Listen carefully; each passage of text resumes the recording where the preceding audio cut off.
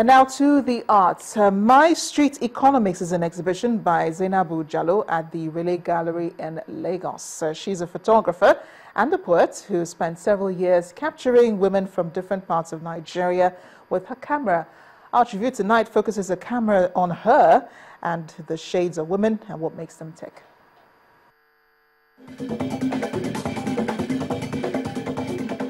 This exhibition is by Zainabu Jallo, titled My Street Economics.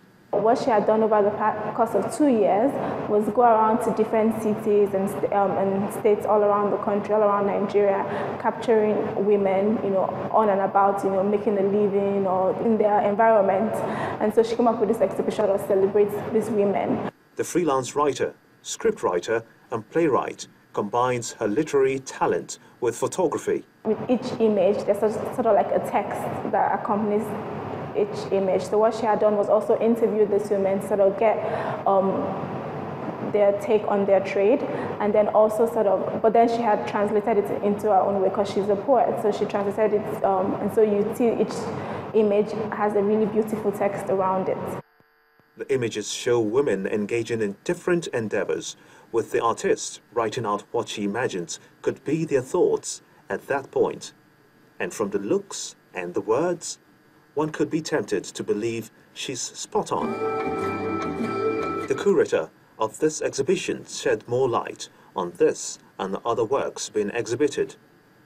In the other space, we sort of like continued in the tradition of in showcasing women, and so you see a painting of Yoruba women on a festive day.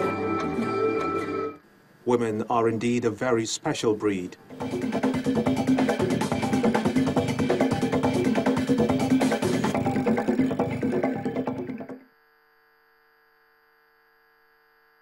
Residents of Hagere streets in Wogban community in Edo State are appealing to the state government to come to their aid as the gully erosion ravaging the area has continued to endanger their lives and property.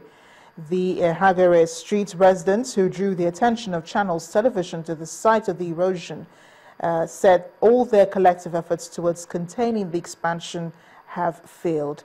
They said several attempts made to draw the attention of the Edo State government to the erosion problem have also been ignored. However, the Edo State government says it is aware of the problem and is doing all it can to address it. Erosion, a natural disaster, has been one of the biggest challenges facing many parts of Edo State, South Nigeria. Okagbare Street in Nwogma community in Benin City is one of such erosion sites. The residents around here have been having sleepless nights for a long time. There seems to be no end in sight to their misery, as this gully erosion has already consumed 11 buildings, with more buildings under imminent threat. We made the effort. None has yielded any decision. But our hope was raised when some contractor, European, guided by the Mopo, they came here. Our hope rose. We were happy about it. So suddenly we now found that Agbo Road is now being worked upon, and here we are. This elderly member of the community has been residing here for the past 3 decades. Tells us how the problem began. That federal government has that estate. Now this road, all motor pass, all this area where they come build, so now here be the major road. But when water just come now, they direct the whole water enter.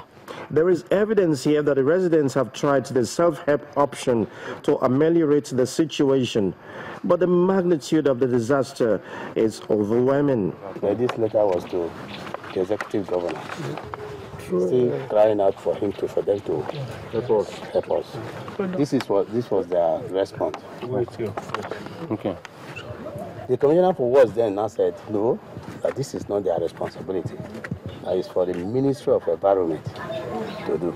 The state government says it is aware of the menace in Okagbare Street and is currently collaborating with the World Bank towards finding a lasting solution to the problem through the Nigeria Erosion and Watershed Management Project. Right now, we have a company, Nigeria Limited, started work as far back as October 31st. They visited Edo South, all the gullies in Edo South. They visited the gullies in Edo North, including Ewu, Ibore, Emu. There are additional gully sites in Edo North. So we have a 3-year contract with them. Because their job are twofold. One, to supervise the ongoing construction. And then 2, to produce designs for those gullies that are not captured in this first phase. It is gratifying to note that government has already swung into action. But more than that, what the community needs is quick intervention before things spin up to that.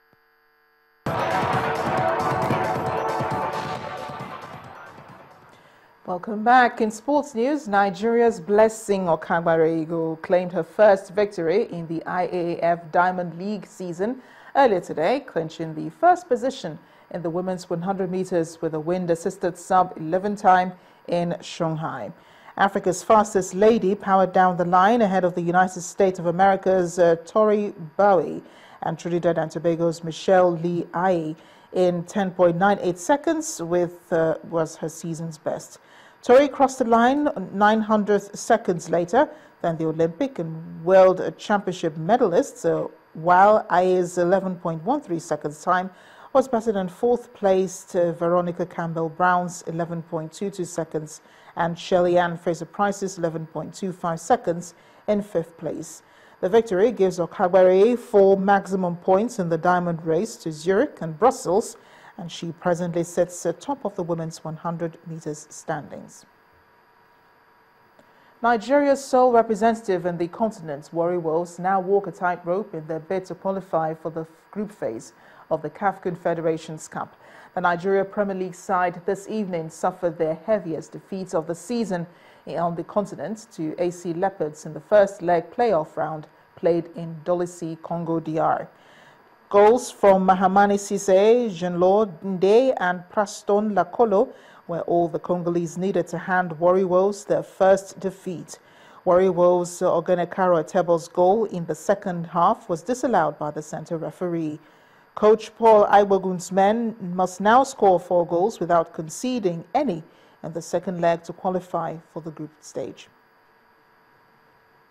In tennis, world number 1 Novak Djokovic beats Roger Federer 6-4, 6-3 in the Rome Masters final to perfectly set up his French Open challenge. The pair went toe-to-toe in the opening set, but Serbia's Djokovic broke in the 10th game to seal it. Djokovic broke Federer early in the second set, and the Swiss player never recovered from that. The world number 1 soon set up 2 match points and sealed his 4th Rome title when a Federer forehand went wide.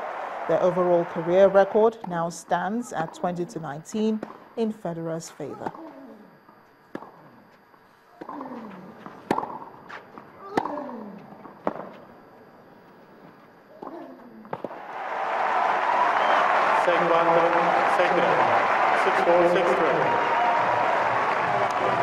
Roger played really well throughout the entire week, hasn't dropped a set.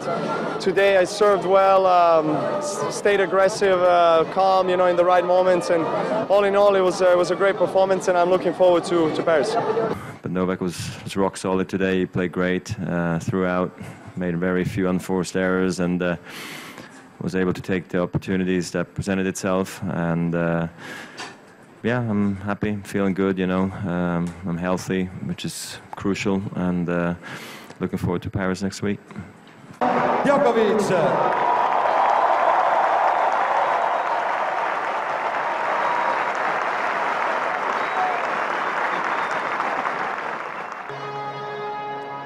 In the women's events, Russian Maria Sharapova defeated Carla Suarez Navarro 4-6, 7-5, 6-1 to win the Rome Masters final, the 35th WTA Tour title of her career. Third seed Sharapova looked slugging against her Spanish opponents in the first set, and Suarez Navarro fought back from 1-3 and 3-5 down in the second to level at 5-all. but Sharapova reeled off the next 2 games and tore through the decider against the tiring 10th seed, sealing victory in more than 2.5 hours with the 39th winner.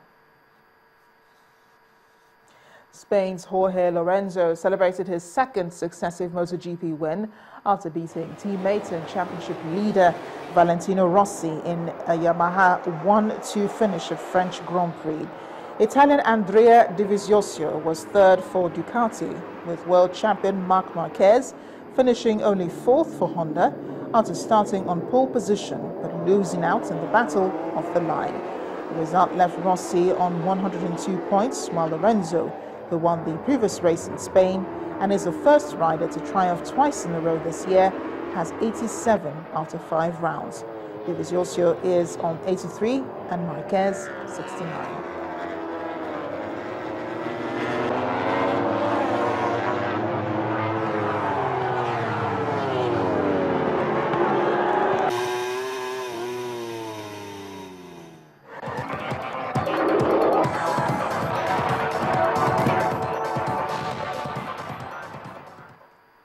Away from sports news, migrants rescued from a sinking boat off Indonesia say about 100 people died after a fight broke out over the last remaining food.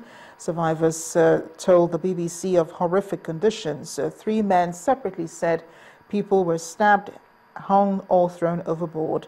Many of the rescued migrants suffering from malnutrition and dehydration are being treated in a medical tent in Langsa.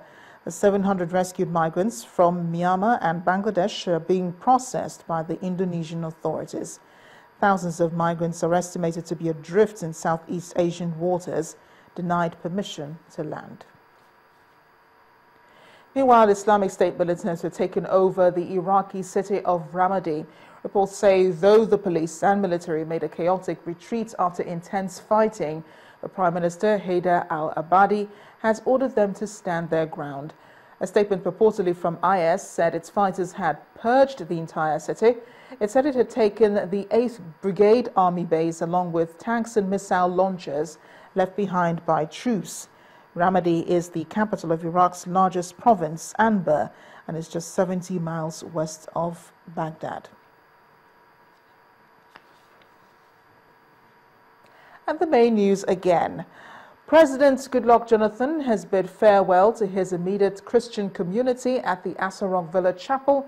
At the service held in their honor today, the first family also asked for forgiveness for their mistakes. Scores of Boko Haram terrorists have been wiped out in a combined offensive by ground forces and fighter planes at Sambisa Forest. Several camps run by the insurgents were also cleared. And rescued migrants say 100 of them died while struggling for food after being rescued from a boat off the Indonesian Sea. That's News at 10 tonight. Thank you for watching. I am Amarachi Ubani. Sleep well and have a wonderful week ahead.